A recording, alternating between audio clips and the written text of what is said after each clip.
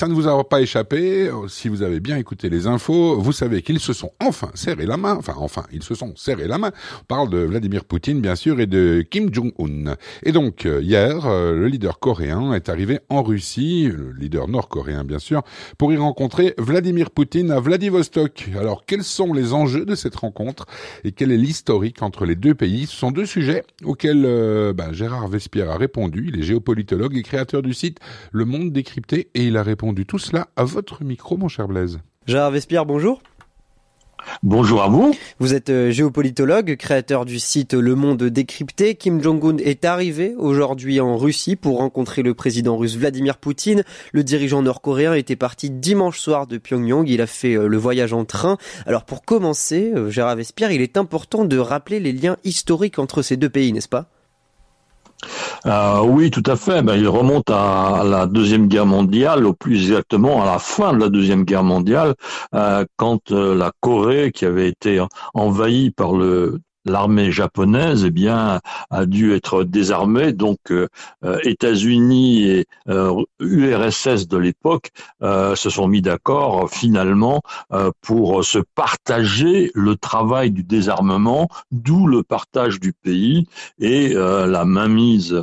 Donc, depuis 1945, de la Russie URSS sur la partie nord du pays, sur la Corée du Nord.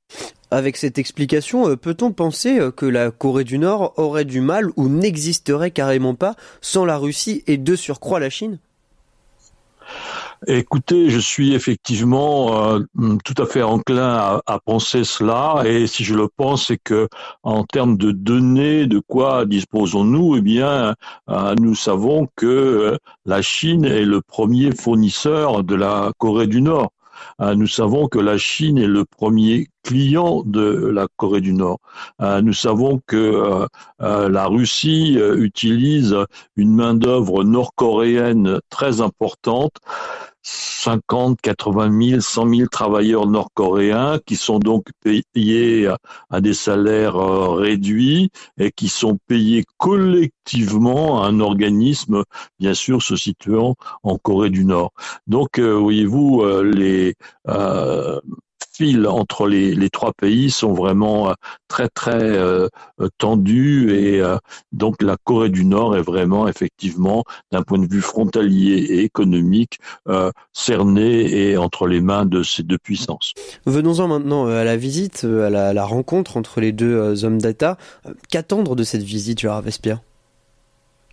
Écoutez, je pense que c'est avant tout aussi une opération de communication de la part de la Russie, qui donc se voit moins isolée sur la scène internationale, parce qu'il faut dire que la Corée du Nord a un certain retentissement quasi permanent, quasi mensuel, par ses essais de missiles, par ses opérations militaires diverses. Donc voilà, il y a une visibilité de la Corée du Nord d'un point de vue communication qui n'a rien à voir avec ses 25 millions d'habitants par rapport aux 7 à 8 milliards d'habitants de notre planète. Donc, il est bien évident que la Corée du Nord a quelque chose à dire, a quelque chose à faire, et sur le plan matériel, la Russie attend éventuellement effectivement des livraisons complémentaires d'armement. Nous allons parler du matériel et de l'armement juste après, mais Gérard Vespierre, qu'a vraiment à apporter la Corée du Nord à la Russie en ces temps de guerre ? Écoutez, ça peut être des choses tout à fait diverses. Ça peut être de l'équipement pour les soldats, donc du matériel militaire, comme l'on dit, non létal. Ça peut être de l'armement très très léger. Ça peut être donc a priori des munitions, parce que c'est cela qui s'use, n'est-ce pas ? C'est cela qu'on utilise. Donc les munitions peuvent être les bienvenues, et donc si on continue la liste, à ce moment-là, on voit effectivement des armes légères.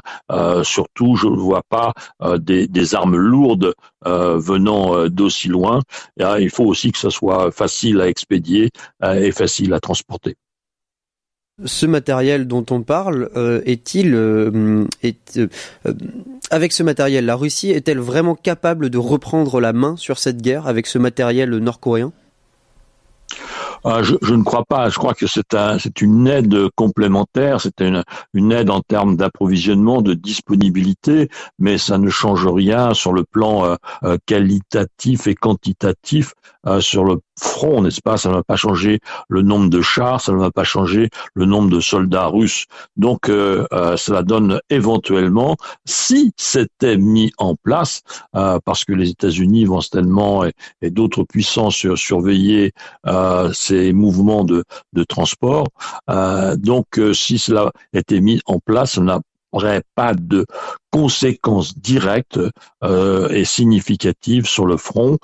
C'est avant tout un essai donc de communication internationale et d'avoir effectivement du consommable militaire, donc des munitions. Vu d'Europe, nous voyons des images de défilés militaires impressionnants de la part de la Corée du Nord, mais leur puissance militaire est-elle aussi impressionnante qu'elle veut le faire paraître ?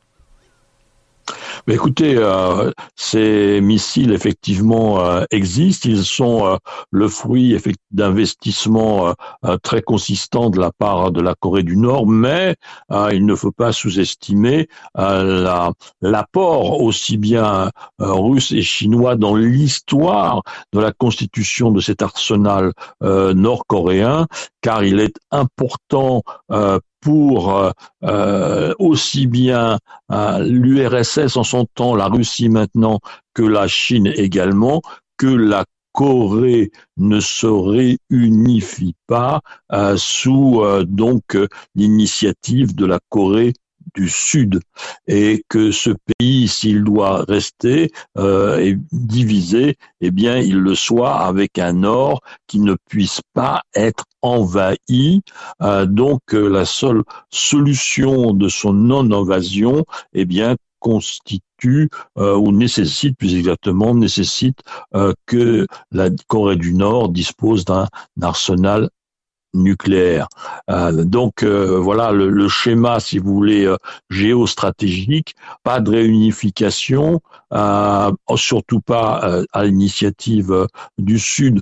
À ce moment-là, on verrait une Corée réunifiée de 75 millions d'habitants avec la dynamique industrielle et technologique de la Corée du Sud, avec le pouvoir politique donc démocratique de la Corée du Sud. Pour la Chine et la Russie, il n'en est absolument pas question. Il n'est pas question que des troupes américaines se rapprochent de la frontière chinoise. Est-ce un affront pour Vladimir Poutine d'en arriver à se tourner vers la Corée du Nord pour essayer de garder la tête haute dans cette guerre ? Pensait-il vraiment en arriver là ? Je ne crois pas qu'il considère le qualitatif. Je crois qu'il considère le fait qu'il ait la possibilité d'avoir un pays supplémentaire à ses côtés. Voilà, donc cela fait une unité supplémentaire, donc de pays l'aidant dans son opération militaire spéciale, qui est une guerre réelle et longue, et donc les conséquences et les avantages qu'il peut en tirer en termes de fourniture au moins de munitions et de petits matériels militaires. Donc pour lui, c'est un allié de plus officiel et éventuellement de l'armement à venir. Donc il n'y a que bénéfice, il n'y a pas de jugement de valeur. La ministre française des Affaires étrangères a parlé d'un signe d'isolement en évoquant cette rencontre. Vous avez parlé d'un allié en plus. On assiste de plus en plus à la création de deux blocs ?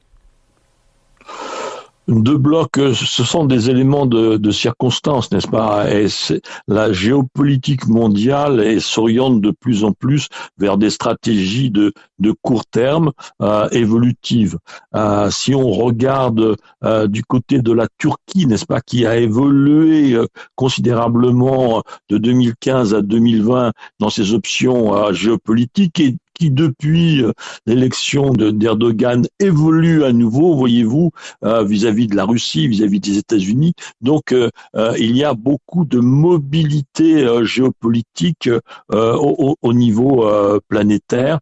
Donc il n'y a pas vraiment de bloc. Il y a des dessins 2SEIN qui se mettent en place autour potentiellement des BRICS, mais sur le plan économique, les BRICS ne sont pas Chine, mis à part des États vraiment de première capacité industrielle et financière et économique. Donc on a une fluidité géopolitique mondiale, planétaire, grandissante, mais je pense qu'il faut être très prudent vis-à-vis de ce concept de bloc qui reposait avant tout sur des conceptions idéologiques, elles très structurées, donc qui conduisaient à ces constitutions de blocs. Mais maintenant, il n'y a plus vraiment cette assise idéologique, donc on met plus dans la fluidité. Gérard Vespierre, je rappelle que vous êtes géopolitologue et créateur du site Le Monde Décrypté. Merci d'avoir répondu aux questions de Radio Judaïka. Écoutez, merci de votre appel.